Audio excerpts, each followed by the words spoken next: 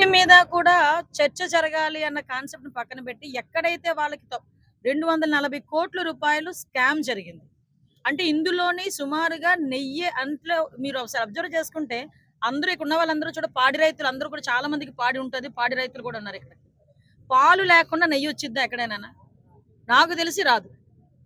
ఎంత పెద్ద టెక్నాలజీ ఉపయోగించినా, ఎంత పెద్ద హైటెక్ టెక్నాలజీ ఉపయోగించినా కూడా పాలు లేకుండా నెయ్యి ఎవరు కూడా తయారు చేయలేరు.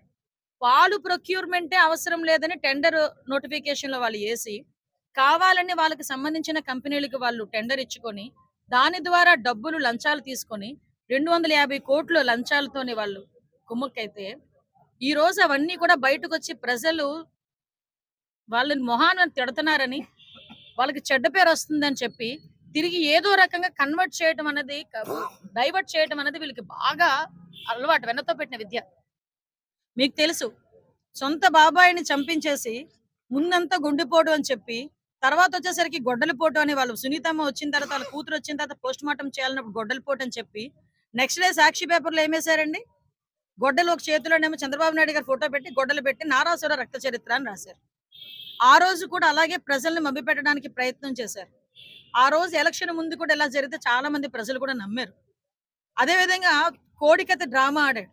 ఇవన్నీ కూడా ఏంటంటే ఒక డైవర్షన్ పాలిటిక్స్ చేస్తాడు. యాజ్ టీజ్‌గా మళ్ళా ఇప్పుడు ఈ తిరుపతి లడ్డూ వ్యవహారం వాళ్ళ మెడకు చుట్టుకుంటుంది. ప్రజలందరూ మనోభావాలు, హిందువుల మనోభావాలు, అందరి మనోభావాలు దెబ్బతింటున్నాయన్న సంగతి గ్రహించి, ఈరోజు మళ్ళా ఇందాపూర్ డైరీని, హెరిటేజ్‌ని బయటకు తీసుకొచ్చి, దాని మీద చర్చ జరగాలి అని చెప్పారు.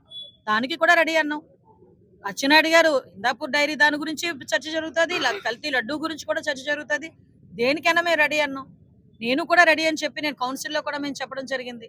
మేమందరం కూడా రెడీ అన్నప్పటికీ కూడా అసలు ఏ ఉద్దేశంతో ఆ వెంకటేశ్వర స్వామి చిత్రపటాన్ని తీసుకురావడం ఒక ఎత్తైతే, మీ అందరికీ తెలుసు. ఎవరైనా దేవుడి పటం తీసుకొస్తే చెప్పులు పక్కన తీసుకొని దేవుడి పటాన్ని మనం అందుకుంటాం.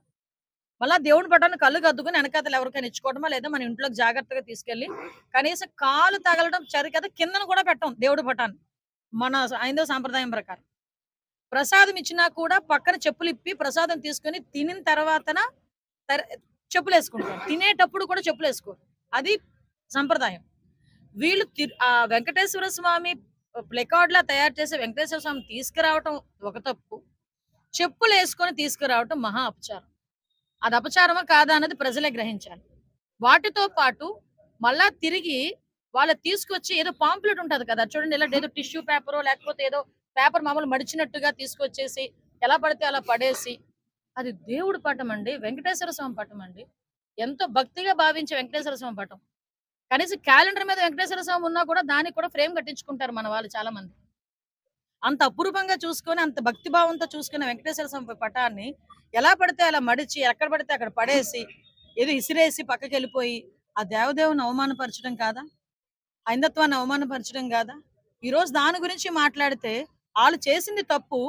మళ్ళా ఏదో ఒకటి రీక్రియేట్ చేసి, ఫేక్ ఫోటో ఒకటి తీసుకొచ్చి, చంద్రబాబు నాయుడు గారి ఫోటో చూపించడానికి ప్రయత్నం చేస్తారు.